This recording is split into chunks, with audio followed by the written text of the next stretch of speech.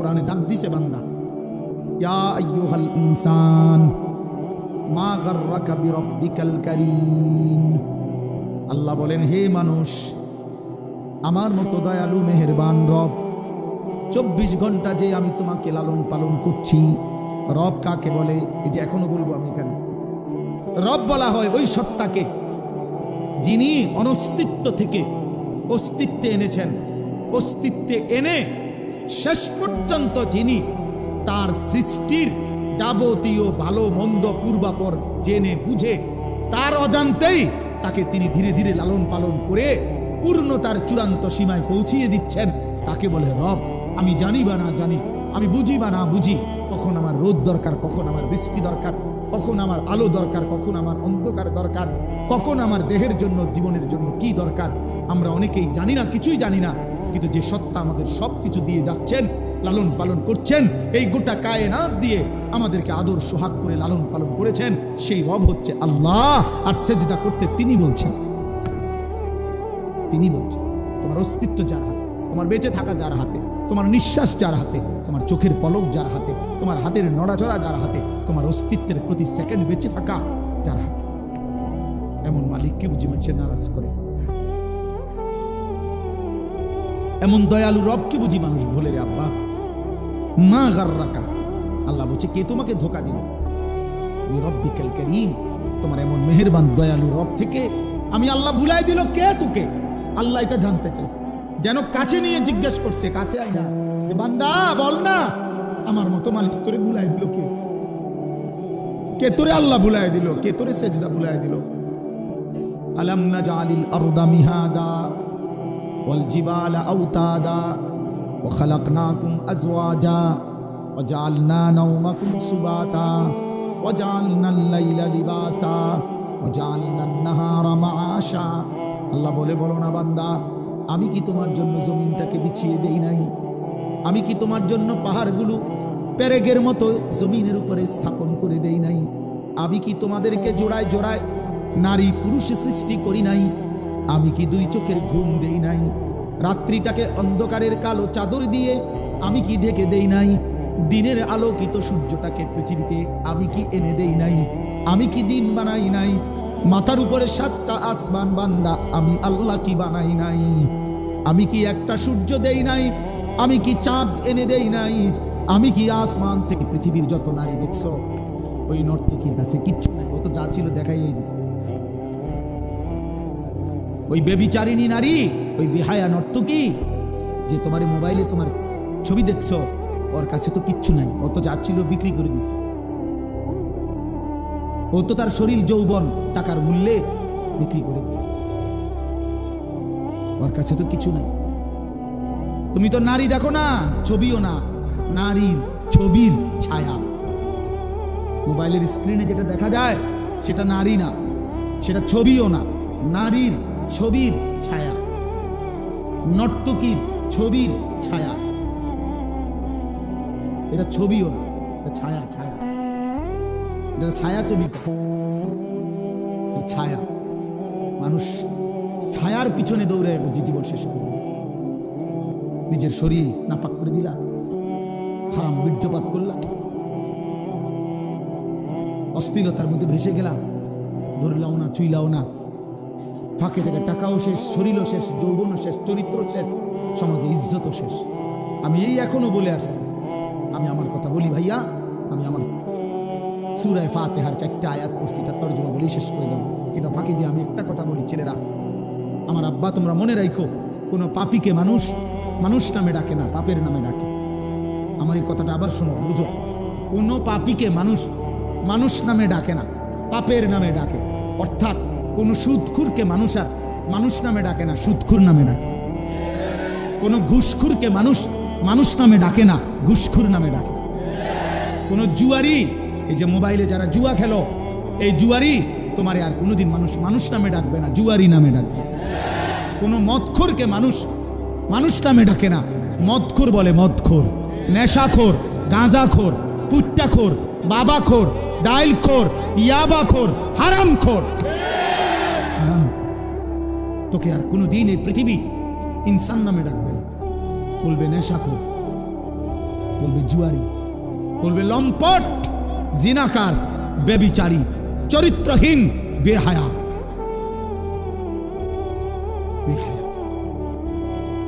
100 বছর পরে, 100 বছর পরে হলো তোমার নাতিরে মানুষ বলবে তোর দাদা সুদখোর আছে, তোর দাদা গ্রামে ধরা খেয়েছিল বেডির লগে, চিনি তোরে চিনি, তুই লম্বা কথা কইস না যা। হ্যাঁ, আগামী 100 বছর পরেও তুমি তোমার ফ্যামিলিকে কলঙ্কিত করে গেল, বরবাদ করে গেল। চরিত্রহীন বন্ধু, পৃথিবী তোমাকে ভালো নামে স্মরণ করবে না,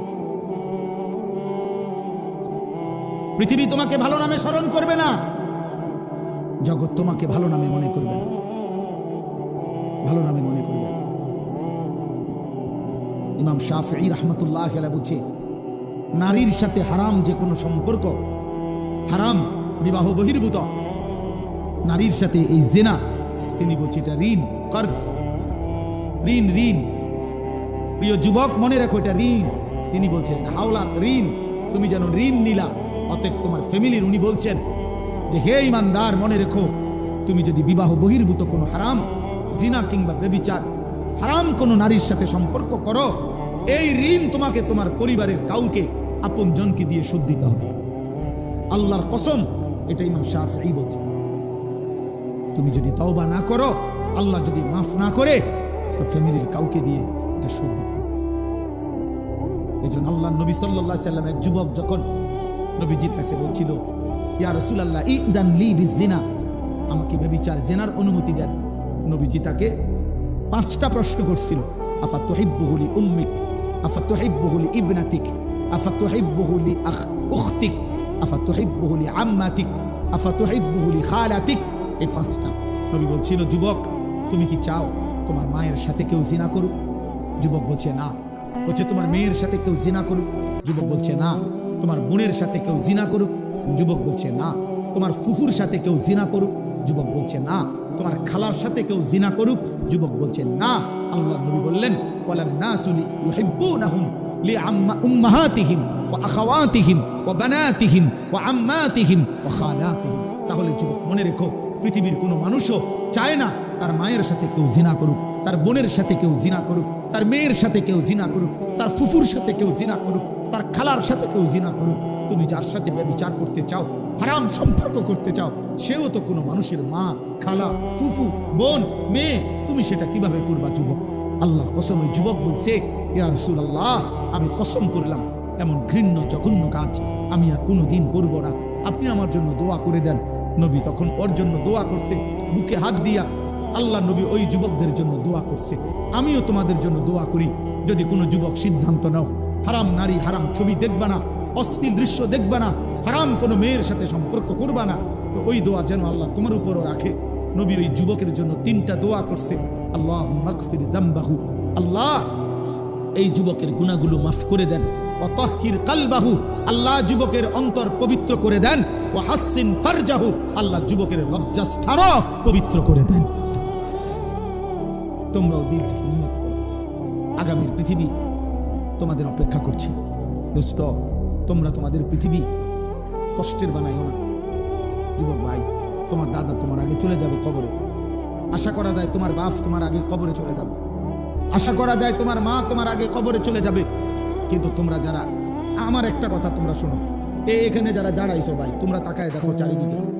তোমরা 30 বছরের নিচে যাদের বয়স, 30-এর নিচে, তোমরা হাত তোলো তো। 30 বছরের নিচে যাদের বয়স, হাত উঠাও। দেখেন দেখেন কি দেখছেন, হাত নামাও।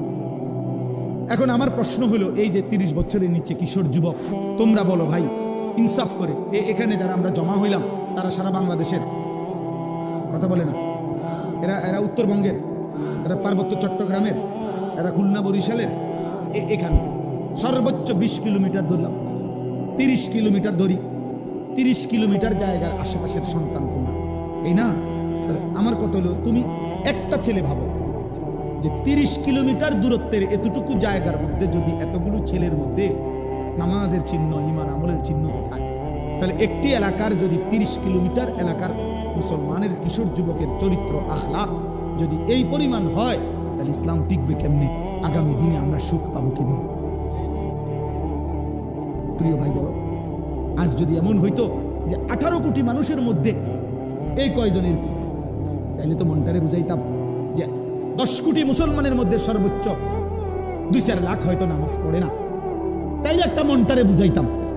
কিন্তু 30 কিলোমিটার জায়গার মধ্যে যদি এতগুলো যুবক ভাই তোমরা, তো তোমাদের নামাজের হালাত কি, তোমাদের আখলাকের হালাত কি? এবার তোমরা আন্দাজ করো সারা বাংলাদেশের চরিত্র।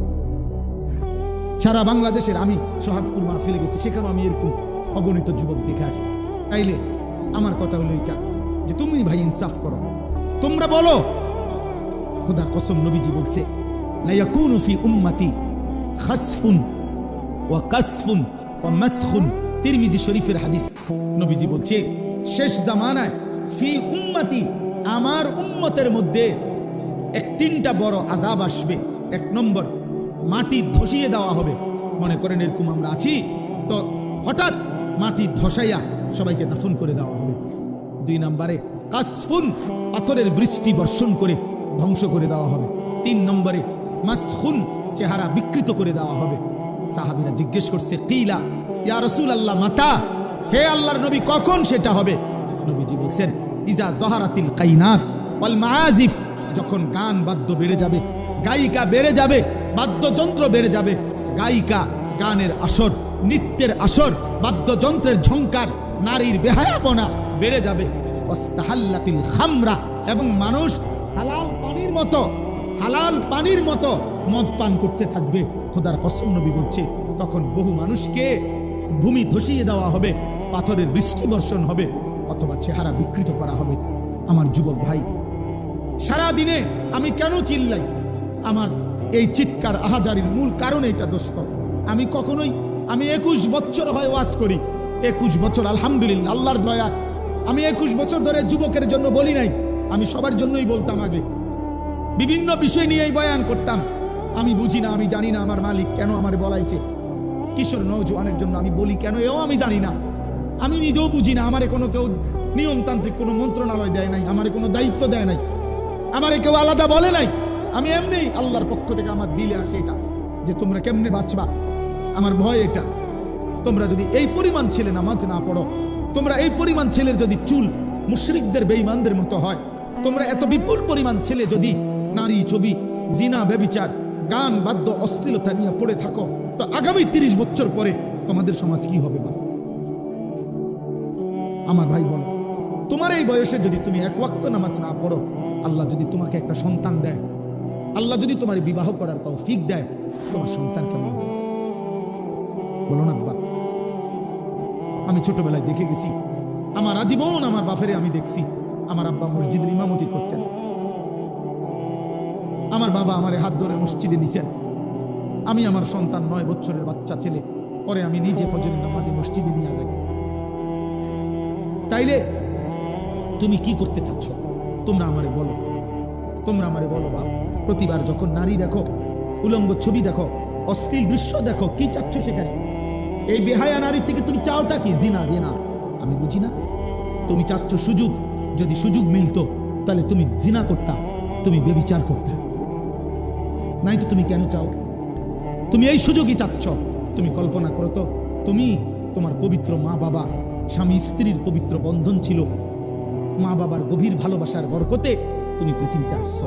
এখন তুমি যে হারাম ছবি দেখো, নারী দেখো, উলঙ্গ নারী দেখো, বেহায়া নারী দেখো, তুমি তার সাথে যা করতে চাচ্ছ জিনা, তো এর বিনিময়ে যদি কোনো সন্তান আসে, ওর কি পরিচয় হবে?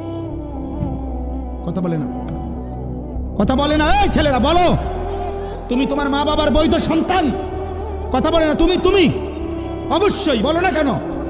অবশ্যই তোমার মা বাবা, তোমার মা বাবা, তাহলে তুমি তোমার মা বাবার পবিত্র সন্তান, তুমি তোমার মা বাবার বৈধ সন্তান, তুমি তোমার মা বাবার বিবাহিত সন্তান।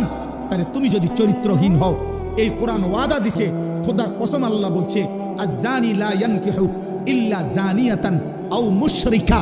ওই হুজুর করে জিগাও, সূরা নূরের মধ্যে আছে। আল্লাহ বলছে, কোন ব্যভিচারী পুরুষ, কোন চরিত্রহীন লম্পট পুরুষ, তার কপালে নারী যেটা জুটবে, আল্লাহ ওয়াদা দিছে ও বিবাহ করতে পারবে না। যদি করে তো তো সেইও হবে জানিয়া, আরেকটা ব্যভিচারিণী নারী, অথবা মুশরিকা, মুশরিক নারী। তোর কপালে জুটবে আরেকটা 6 নম্বর মহিলা অথবা বেঈমান মহিলা। তখন বুঝবা, তখন আল্লাহর ওয়াদা। এটা কোরআন শরীফের আয়াত কিনা, এটা বলেন। তাহলে তুমি কি করছো আব্বা? আল্লাহ ওয়াদা দিছে ব্যভিচারী পুরুষের কপালে জুটবে আরেকটা ব্যভিচারিণী নারী, মুশরিক অথবা মুশরিকা নারী। ওয়াজানিয়াতু লা ইয়ানকিহুহা ইল্লা জানিন আও মুশরিক। আল্লাহ বলছে কোন মেয়ে যদি ব্যভিচারী হয়, কোন মেয়ে যদি অসৎ হয়, কোন মেয়ে যদি চরিত্রহীন হয়, আল্লাহ ওয়াদা দিছে, তাকেও বলে দিছে তোর কপালেও স্বামী হিসাবে যেটা জুটবে ওইটা ব্যভিচারী পুরুষ অথবা মুশরিক পুরুষ। ওয়া হুররিমা যালিকা আলাল মুমিনিন। শোনো শোনো, ওয়া হুররিমা যালিকা আলাল মুমিনিন। আল্লাহ বলে কোন ইমানদার পুরুষের জন্য চরিত্রহীন নারী হারাম, কোন ইমানদার নারীর জন্য চরিত্রহীন পুরুষ হারাম। হারাম হারাম হারাম, ওয়া হুররিমা, হারাম করে দেওয়া, হারাম করে দেওয়া। পবিত্র স্ত্রী মিলবে না রে বাপ, পবিত্র স্ত্রী। তুমি বলবে হুজুর 3 বছর ওর সাথে আমি প্রেম করছি, বিশ্বাস করেন ও সবসময় বোরকা পরে, আমার সাথে ছাড়া আর পৃথিবীর কারোর সাথে গত 3 বছরে আমি কোনোদিন দেখি নাই কথা বলতে। না না যুবক, তোমার লগে যদি কোনো মেয়ে বোরকা পরে কিন্তু বিবাহ বহির্ভূত কথা বলে, সম্পর্ক করে, প্রেম নামে হারাম সম্পর্ক করে, এবিডি যদি মনে রাখো কম বোরকা না বা যদি কম বলো গাও দেয়, বলে লেপ তুষক গাও দেয় বুড়ি, হ্যাঁ খোদার কসম, এরপরেও যদি বিবাহ বহির্ভূত লেপ পরার তুষক গাও দেওয়া আর বোরকা পরাও কোনো মেয়ে যদি কোনো ছেলের সাথে সম্পর্ক রাখে, হারাম সম্পর্ক, ওই মেয়ে দুশ্চরিত্র, ব্যভিচারী, লম্পট, চরিত্রহীন নারী, এটাই স্পষ্ট। হ্যাঁ, ও 2 নম্বর বোরকাওয়ালি, ও 6 নম্বর বোরকাওয়ালি। আপনি বোরকার দোষ দিবেন? জি না, বোরকার দোষ দিবেন কেন? বোরকার কোনো দোষ নাই, বোরকার কোনো দোষ নাই। তুমি হারাম জায়গায় ব্যবহার করছো কেন? অতএব এই মহিলা তোমার সাথে কথা বললে সেটা জায়েজ। হ্যাঁ, তুমি কিতা জুনায়েদ বাগদাদির স্বাস্থ্য ভাই তো কিতা, তুমি বাইজিদ বুস্তামির জ্যাঠতো ভাই, তাহলে কোনো বেহায়া মেয়ে তোমার সাথে কথা বললে এটা গুনাহ নাই? অন্যের লোকে কথা বললে তুমি এটা কি শোনাও? দয়া করো, আমি এর চাইতে বেশি আর বলতে পারলাম না। আমি স্পষ্ট বললাম, তোমরা কিশোর যুবক নওজোয়ান আল্লাহর দিকে ফেরো, আল্লাহর দিকে ফেরো, আল্লাহর দিকে ফেরো। আল্লাহর এই বাংলাদেশের জমিনে 56,000 বর্গ মাইলের এই প্রতি ইঞ্চি জমিনে বেঈমান মুশরিকরা, কাফেররা, চতুর্মুখী মুনাফিকরা, আল্লাহ দ্রোহীরা ষড়যন্ত্র করছে, ষড়যন্ত্র করছে, ষড়যন্ত্র করছে। খ্রিস্টান মিশনারিরা প্রতিদিন খ্রিস্টান বানিয়ে নেওয়ার ষড়যন্ত্র করছে। ইসকনের হিন্দু গুন্ডারা প্রতিদিন মুসলিম মেয়েদেরকে হিন্দু যুবকের খপ্পরে ফেলে দিচ্ছে, প্রতিদিন চেষ্টা করছে। কাদিয়ানি মুশরিক বেঈমানরা, ভণ্ড, মুরতাদ, মুনাফিক, বেঈমান, বিশ্বাসঘাতক, কাফের, বেঈমান, ব্রিটিশের দালালি করছে আজীবন। যে গোলাম আহমদ কাদিয়ানি এবং তার অনুসারীরা, এই কাদিয়ানি বেঈমানরা প্রকাশ্যে বাংলাদেশে মুসলমানদেরকে ধোঁকা দিচ্ছে, প্রতারণা করে কাদিয়ানি বানাচ্ছে। আগামী দিনে বাঁচবা কেমনে বাবা? যদি ঈমান ঠিক না রাখো, যদি সেজদা না দাও, যদি আল্লাহর কোরআন না পড়ো, যদি ওলামাদের সাথে সম্পর্ক না রাখো, বেঈমানের খপ্পরে পড়ে ঈমান হারায় ফেলবে। মেন দাজ্জাল এখনো আসে নাই, এর আগের ছোট দাজ্জালের দ্বারাই তো ঈমান হারা হয়ে যাবে। বড় দাজ্জাল তো এখনো বেরই হয় নাই। মুশরিক বেঈমান তো তোমার মোবাইল দিয়েই তোমার চুল বদলায় ফেলছে, তোমার জামা বদলায় ফেলছে, তোমার জীবন বদলায় ফেলছে। আর বাস্তব দাজ্জাল যখন বের হবে তখন ঈমান হারাইতে আর কতক্ষণ লাগবে? কতক্ষণ? এই জন্য আজকে এই রাত গভীরে তোমরা কিশোর যুবক নওজোয়ান, তোমরা নিয়ত করো আমরা আল্লাহর জন্য থাকবো। বলো ইনশাআল্লাহ, বলো। আমি অনুরোধ করলাম, আমি অনুরোধ করলাম, তোমরা নারী দেখো না, হারাম ছবি দেখো না বাপ। তোমরা ফজরের নামাজ পড়ো, তোমরা ফজরের নামাজ, কোন নামাজ? ফজরের নামাজ। বলো ইনশাআল্লাহ। আরে ভাই পারবা? যুবক রাত, যুবকের কোনো রাত নাই, যুবকের কোনো রাত, যুবকের 24 ঘন্টা বরাবর বরাবর। কোনো নওজোয়ান চাইলে সারা দিন রাত 24 ঘন্টা যদি পরিশ্রম করতে চায় সম্ভব। আবার কোনো যুবক চাইলে যদি 24 ঘন্টা ঘুমাইতে চায় তাইলেও সম্ভব, তাইলেও সম্ভব। এজন্য তোমরা পারবা ইনশাআল্লাহ, তোমরা পারবা। ফজরের নামাজের জন্য ওঠো। ইনশাআল্লাহ তোমরা মাহাদির সৈনিক হবা, তোমরা দাজ্জালের বিরুদ্ধে লড়বা, ইসরায়েলের ইহুদি বেঈমানদের বিরুদ্ধে যুদ্ধ করবা, কালেমার পতাকা পৃথিবীময় উড়াবা। ইনশাআল্লাহ বাংলাদেশে আজ হোক কাল হোক কাদিয়ানি মুরতাদ কাফের ঘোষণা হবেই হবে ইনশাআল্লাহ। এটা লক্ষ আলেমের প্রাণের দাবি, এটা কোটি মুমিনের ইমানের দাবি, এটা আমাদের ভালোবাসার দাবি। অতএব ইনশাআল্লাহ আজকেও এই রাত গভীরে চিৎকার করে বলো, কাফের কাফের কাফের কাফের। দাঁড়িয়ে বলো, দাঁড়িয়ে বলো, বলো বলো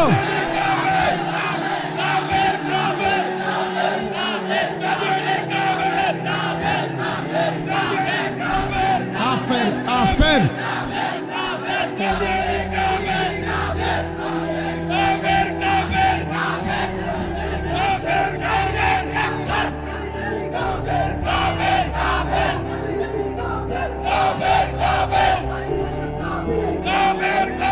বসো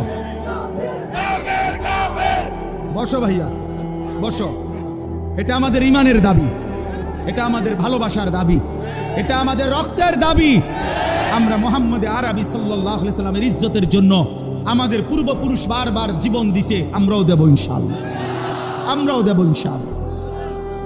আমি বললাম ছেলেরা, আল্লাহর জন্য, দ্বীনের জন্য, নবী সাল্লাল্লাহু আলাইহি সাল্লামের ইজ্জতের জন্য যখন, এই ছেলে আমার কথা মনে রাখো বাপ, যখন যে পরিমাণ যুবক ইসলামের জন্য দরকার ছিল আল্লাহ তখন সেই পরিমাণ নিছে, আগামী দিনও নিবে।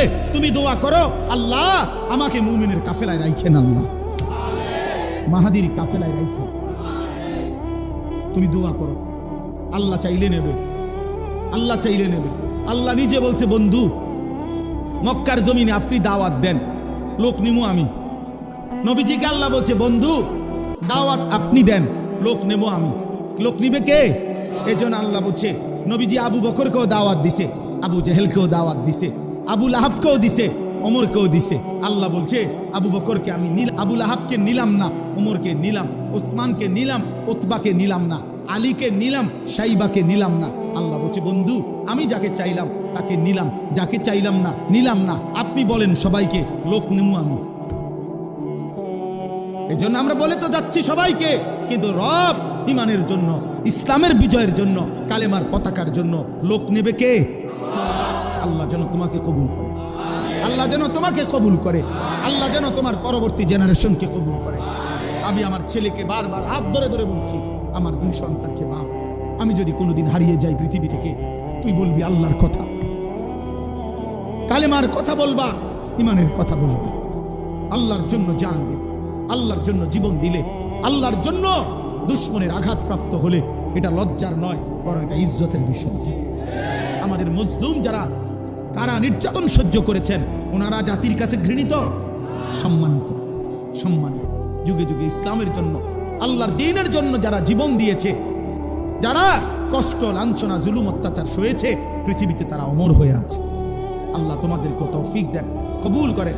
আমার প্রিয় ভাই, সূরা ফাতিহার 4টা আয়াত আমি পড়ছিলাম, আমি লম্বা তাফসীর করতে চাচ্ছি না, শুধু একটা কথা বোঝানোর জন্য এই 4টা আয়াত পড়ছি। মহান আল্লাহ পাক রব্বুল আলামিন প্রথম আয়াতের মধ্যে বলছে, আলহামদুলিল্লাহি রব্বিল আলামিন। আমরা অর্থটা জানি, সমস্ত প্রশংসা ওই আল্লাহর জন্য যিনি জগৎ সমূহের প্রতিপালক। অর্থ হলো আল্লাহ বলেন, বান্দা এই সৃষ্টি জগতের সব কিছু আমি লালন পালন করি। যেখানে যত আয়োজন, যেখানে যত সৌন্দর্য, যেখানে যত মায়া, যেখানে যত ভালোবাসা, যেখানে যত পছন্দনীয়, যেখানে যা কিছু ব্যবস্থাপনা, সব আমার, সব আমার, সব আমার। অতএব ইনসাফের দাবি বান্দা, প্রশংসা আমারই হক।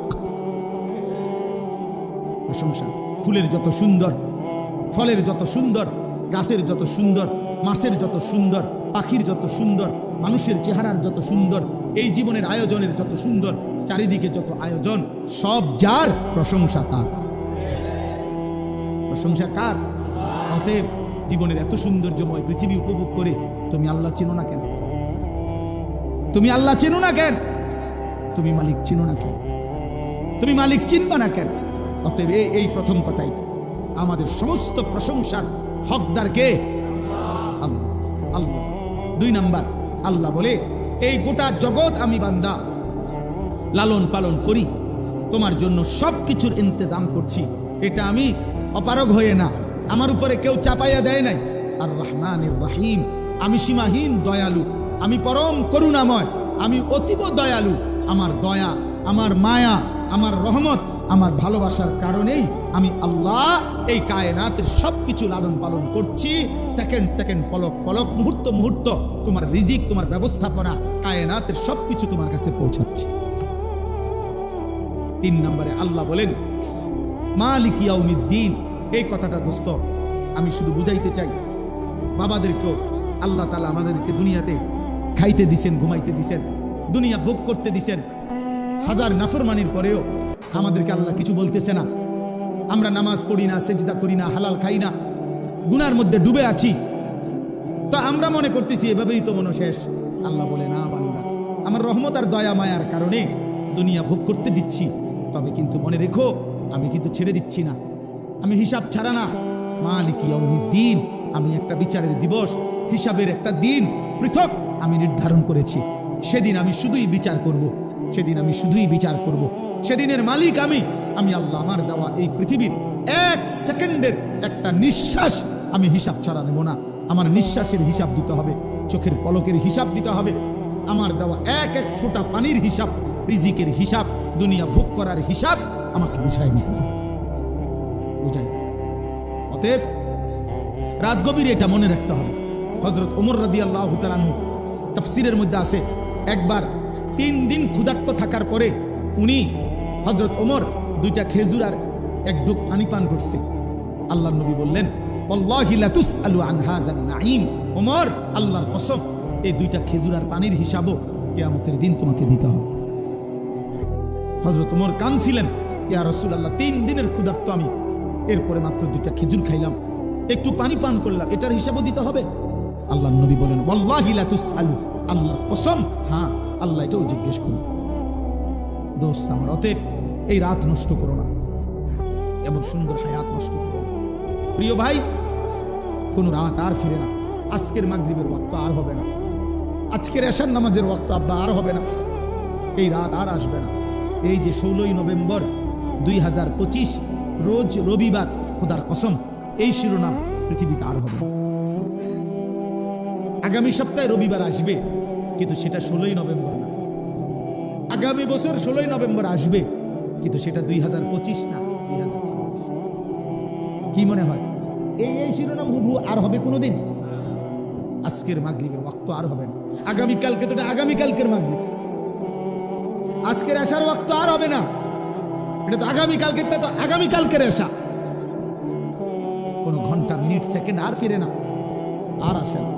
অতএব দয়া করে রাত গভীরে, আমি কষ্ট দিলাম সবাই, দূর দূরান্তে ফিরে যায়, আমরাও দূরে ফিরে। আমি যে 4 দিন হতে হতে আল্লাহ যদি হায়াত বাঁচায়, আজকে বাসায় ফিরব, তাইলে ইনশাআল্লাহ।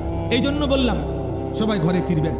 প্রিয় ভাই, প্রিয় নওজোয়ান, প্রিয় সন্তান, সবাইকে বললাম, আমি বাবাদেরকেও বলি, আল্লাহ তাআলা বলছেন মালিক ইয়াউমিদ্দিন, বান্দা তুমি আমার খুব বেশি দয়া মায়া দেখা ভুলে যেও না, ভুলে যেও না, আমি কিন্তু বিচার দিবসের হিসাব করব। আমি লা যুলমাল ইয়াউম, 1 বিন্দু জুলুম হবে না। ওয়ালাদাইনা কিতাবুন ইয়ানতিকু বিল হক ওয়া হুম লা ইউজলামুন, আমার কাছে আমলনামার কিতাব আছে, যেটা আমি লেখাইছি ফেরেশতাদেরকে দিয়ে, সেটা তোমার সামনে ইয়ানতিকু, কথা বলবে, কথা তোমার আমলনামা তোমার সামনে পড়বে, শোনাবে, তোমার আমলনামা কথা বলবে, তোমার জীবন শোনাবে। সেই আলোকে আমি আল্লাহ ফয়সালা করব, ফয়সালা করব, ফয়সালা করব। আমি 100টা ছেড়ে দেব না বান্দা, 100টা। এজন্য হাদিসে আছে, নবীজি বলছে, উম্মত যদি হাসরের ময়দানে কারো আমলনামা আল্লাহর সামনে নেওয়ার পরে আল্লাহ যদি 1 সেকেন্ড কোনো বান্দাকে বলে তুমি খোলো, 1 পৃষ্ঠা খোলো, কেফ থামো, একটা পৃষ্ঠা উল্টাও, নবীজি বলছে খোদার কসম সে নিশ্চিত জাহান্নামে যেতে হবে। তো নবীজিকে জিজ্ঞেস করছি, ইয়া রাসূলুল্লাহ, জান্নাতে তাইলে যাবে কে? নবীজি বলছে আল আরাজু ফাকাত, শুধুমাত্র আমলনামা নিয়ে একাকী একজন একজন আল্লাহর সামনে এসে যখন দাঁড়াবে, নিজের আমলনামা নিয়ে শুধু আল্লাহ তাকিয়ে যাকে বলবে, আমলনামার দিকে তাকায়া, ওকে আগে। নবীজি বলছে এই আল আরাজ মানে পেশ করা, আল্লাহর সামনে নিজেকে পেশ করলো, আর আল্লাহ শুধু বলল ঠিক আছে, আগে, ওকে সামনে যাও। এই এতটুকু যাকে বলবে এটাকেই বলে হিসাবান ইয়াসীরা, সহজ হিসাব, শুধু সেই জান্নাতে যাবে। যাকে বলবে থামো, সে শেষ। রব্বে কাবার কসম, এমন সুন্দর জীবন নষ্ট করো না, এমন সুন্দর জীবন। এই জন্য আল্লাহ বলছে বান্দাতে তুমি উভয়ের মধ্যে সমন্বয় করো। তুমি শুনছো আমি আর রহমান আর রহিম, আমি খাওয়ামু পড়াম, আমি দয়াবান, আমি তোমার আটকাইতাম না, বাদ করার লাগে আমি বন্ধ করতাম না বান্দা, কিন্তু আমি হিসাব নেব মালিক ইয়াউমিদ্দিন। কাজে তুমি দুইটা মিলাইয়া, অতএব তুমি নিশ্চিন্তে বলো যে ইয়্যাকা না'বুদু ওয়া ইয়্যাকা নাস্তাঈন। আল্লাহ আপনি যেহেতু দয়া করছেন, আপনি যেহেতু লালন পালন করছেন, আবার আপনি যেহেতু হিসাব দিবেন, কাজেই এদিক সেদিক যাইয়া লাভ নাই, এলোমেলো করে লাভ নাই। তার চাইতে ভালো বাবু রে, বেজাল বুঝালে নাই মাওলা, আমি আপনার ইবাদতই করি, আমি আপনার কাছেই সাহায্য করছি। আল্লাহ ওকে ঠিক আছে, ঠিক আছে, তাহলে আমার গোলামি করো, আমার কাছে চাও, আমি তোমার আখিরাতও সাজিয়ে দেবো, দুনিয়াও সাজিয়ে দেবো। আল্লাহ আমাদেরকে তৌফিক দান করে, আল্লাহ আমাদেরকে কবুল করে। রাত গভীর সবার কাছে অনুরোধ, জীবনটা রাসূলুল্লাহ সাল্লাল্লাহু আলাইহি সাল্লামের সুন্নাতের উপরে সাজান। যুবক ভাই, তুমি তো সুন্দরী হতে চাও, তুমি চুল চেহারা লেবাস পোশাক সাজাইতে চাও, নবীর সুন্নাত মতো সাজাও। নবীজি কিভাবে চুল রাখতেন, নবীজির চেহারা কেমন ছিল, নবীজির দেহ পোশাক কেমন ছিল, তুমি দেখো সুন্দর লাগে কিনা, ইনশাআল্লাহ সুন্দর লাগবে। রাসূলুল্লাহ সাল্লাল্লাহু আলাইহি সাল্লামের চাইতে সুন্দর এই কায়নাতে কেউ ছিল না, কেউ নাই, কেউ হবেও না। আল্লাহ তাআলা আমাদেরকে বুঝ দান করেন। আল্লাহ বলে, এই দুনিয়াবাসী নাফরমান বেঈমান রে ছেড়ে দে, ওরে খাইতে দে, ওরে দুনিয়া ভোগ করতে দে, ওরে লম্বা লম্বা দুনিয়ার আশা পোষণ করতে দে। আমি তারে বুঝায় দেব, কবরে আসলে প্রথম ঘন্টায়, প্রথম মিনিট, প্রথম আযাবের প্রথম মুহূর্তে ওরে 70 বছর 1 সেকেন্ডে ভুলায় দেব, 1 সেকেন্ডে ভুলায় দেব, 1 সেকেন্ড। তোর 70 বছর নাফরমান আমি ভুলায় দেব। ফাসাউফা ইয়ালামুন কাল্লা সাউফা তা'লামুন সুম্মা কাল্লা সাউফা তা'লামুন। আল্লাহ বলে, বান্দা আলহাকুমুত তাকাসুর, দুনিয়ায় ডুবে গেছো, দুনিয়া বাড়াচ্ছ, আরো দরকার দুনিয়া, ঠিক আছে বাড়াইতে থাকো, বাড়াও। নারী, ছবি, সুদ, ঘুষ, কিস্তি, মিথ্যা, ওজনে কম দেওয়া, 2 নম্বরই 6 নম্বরই, বাড়াও বাড়াও না ফরমান। হাত্তা জুরতুমুল মাকাবির, আল্লাহ বলেন এরই মাঝে একদিন পৌঁছে যাবা কবরস্থানে। আর কাল্লা সাউফা তা'লামুন, আর কবরস্থানে আসলেই আমি আল্লাহ তোমাকে বুঝিয়ে দেব তোমার উচিত ছিল কি, করেছিলা কি। তাফসীর আছে কাল্লা সাউফা তা'লামুন ফিল কবরে সুম্মা কাল্লা সাউফা তা'লামুন ফিল আখিরা, আবার আখিরাতে হাসরের মাঠে আবার বুঝাবো। এজন্য হাত জোড় করে বলি, হাত জোড় করে তুমি তোমারে মাইরা ফেলো না, তুমি তোমারে শেষ করে ফেলো না নওজোয়ান। এ কেমন জিন্দেগি আব্বা? একটা ছেলে দাঁড়ায় বলো, 365 দিন অসংখ্য ছেলে তোমরা বেনামাজি, নাফরমান। তোমাদের চেহারা দেখলে বোঝা যায় আল্লাহকে সেজদা দাও। হায় গাদ্দার, যার কপালে সেজদা নাই, তুই তো আল্লাহর দুশমন, তুই তো নবী সাল্লাল্লাহু আলাইহি সাল্লামের 23 বছরের চোখের পানির দুশমন নাফরমান। তোমার ভালোবাসা দিয়ে আমি করব কি? তোমার ভালোবাসা দিয়ে আমি করব কি? আমি তো বুটে খারাইছি না। তোমার মহব্বত দিয়ে আমি করবোটা কি? তুমি আমার মহব্বত দিয়ে করবা কি? তুমি তোমার মতো, আমি আমার মতো, তাহলে আমার ভালোবাসা দিয়ে তুমি করবা কি? তোমার ভালোবাসা দিয়ে আমি করবো কি? বলো না বাপ, ইনসাফ করো। হয় তুমি আমার দিকে আসো, নয় আমারে তোমার দিকে নাও, তাইলে না ভালোবাসা হবে। যার জায়গায় থাইকা ভালোবাসা কেন? তুমি আমার ভক্ত, কিসের ভক্ত? কেন, কোন যুক্তিতে? আপনার হুজুর আপনার চুল একরকম, আমার চুল আরেক রকম, আপনার চলা একরকম, আমার চলা আরেক রকম, এটা নিয়ে ভক্ত?